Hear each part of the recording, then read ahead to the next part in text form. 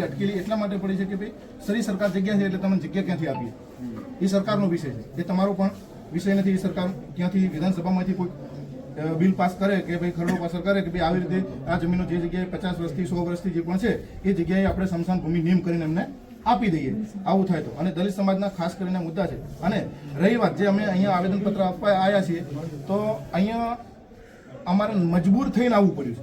મજબૂર એટલે કઈ રીતનું ખબર કે જે 5-6 બુટલેગરો પોલીસનો ઓથ લઈ અને પોલીસની આજુબાજુ પોલીસ પરિવારને આગળ કરી અને બુટલેગરોને એમના રોજગાર બંધ ના થાય એના માટે પોલીસને આગળ કરી અને આ તંત્રને બદનામ કરવા માટે આપણા અહીંના લોકપ્રિય ધારો કે પૂર્વ ધારાસભ્યો હોય, અત્યારે ચાલુ ધારાસભ્યો, બધા ધારાસભ્યોને પણ આ મુદ્દે ખરેખર એક ખરાબ બાબત કહેવાય. કારણ કે બધા ધારાસભ્યોને પણ જનપ્રતિનિધિઓ આવું બંધ કરવા ઈચ્છતા હોય, પણ જે લોકો બુટલેગરો એમનો ધંધો ચલાવવા માટે કરી અને ખાલી ખોટા પોલીસને ઓફ લઈ અને જિગ્નેશભાઈ મુર્દાબાદ એટલે સાહેબ દલિત સમાજ બહુ મોટો છે આખા બનાસકાંઠામાં અને દલિત સમાજ બધી જ પાર્ટીઓમાં માનતો હોય, પણ જિગ્નેશભાઈનું જ્યારે નામ આવે ને ત્યારે લોકોને અહીંયા દુખે છે. કારણ કે કોઈ જનપ્રતિનિધિ જ્યારે ન લડતો હોય ને ત્યારે જિગ્નેશ મેવાણી એ પરિવારની પડખે ઉભો રહે છે. હા, જિગ્નેશ આખા ગુજરાતમાં. અને જિગ્નેશભાઈ એવું નથી કે દલિતો માટે લડે છે, બધી સમાજ માટે લડે છે, આશા વર્કરો માટે લડે છે, આંગણવાડી માટે લડે છે, સફાઈ કામદારો માટે, બધા માટે લડે છે. તો આપણે એક એને કર્મચારીઓ માટે, અધિકારીઓ માટે લડે છે. આ જે અમે ગાંધીનગરથી ધારો કે ક્યારેક નીકળતા અહીંયા લિફ્ટમેન હોય ને તો લિફ્ટમેન માટે લડે છે કે ભાઈ તમારો કેટલો પગાર છે, તમને એજન્સી કેટલો આપે છે, તો એમનો પગાર પણ આખા ગુજરાતમાં એમણે આ સર્કિટ હાઉસમાં જે કર્મચારીઓ છે એનો પગાર પણ એમણે લડીને વધારાયો છે.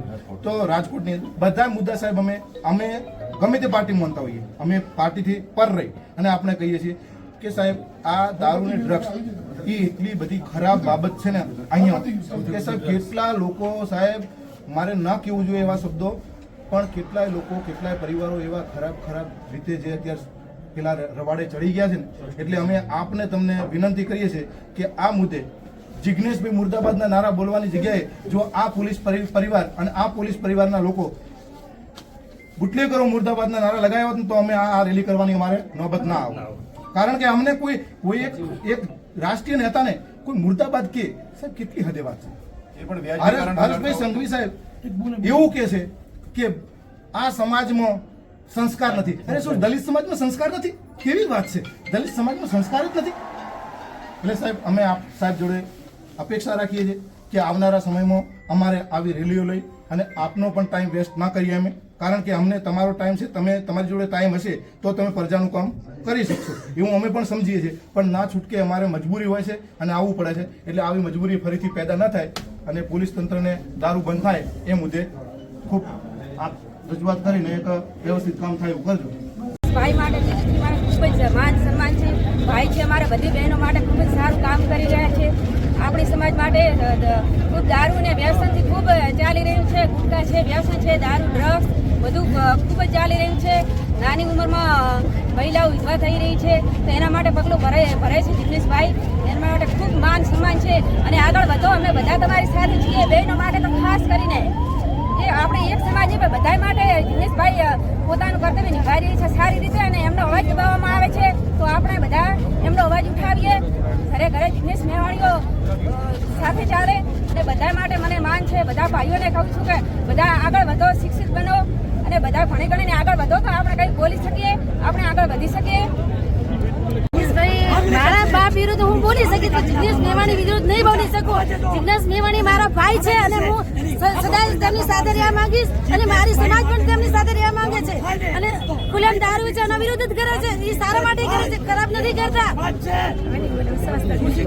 આજે 26 નવેમ્બર બંધારણ દિવસ છે, પણ આના 2-4 દિવસ પહેલા જિગ્નેશ મેવાણીએ જે ડ્રગ્સ અને દારૂ જેના રવાડે યુવા ધન ચડેલું છે એના વિરુદ્ધમાં જે બહેનોના સમર્થનમાં આવી અને એક સ્પષ્ટ બંધારણીય જોગવાઈ મુજબ જે અવાજ ઉઠાયો એને અવાજને દબાવવા માટે કરી અને વર્તમાન સરકારે મળતિયાઓની સાથે રાખીને, બુટલેગરોની સાથે રાખીને આ એક સ્ટન્ટ ઊભું કરી અને જિગ્નેશભાઈનો જે અવાજ દબાવવા માંગ્યા છે એ અવાજ ક્યારેય દબાશે નહીં. એક જ જિગ્નેશભાઈ નહીં, લાખો કરોડો જિગ્નેશભાઈ નીકળી જશે. જિગ્નેશભાઈ આન બાન અને અમારી શાન છે જિજ્ઞેશભાઈ માટે આ કાયાને કુરબાન કરી નાખવાની થશે તો અમે કુરબાન કરી દઈશું આજના દિવસે અહીંયા મરી નીકળી જશું બાકી જિજ્ઞેશભાઈ સામે કોઈ પણ ઊંચી આંખ ઉઠાવી જોશે એ નહીં ચાલે કેમ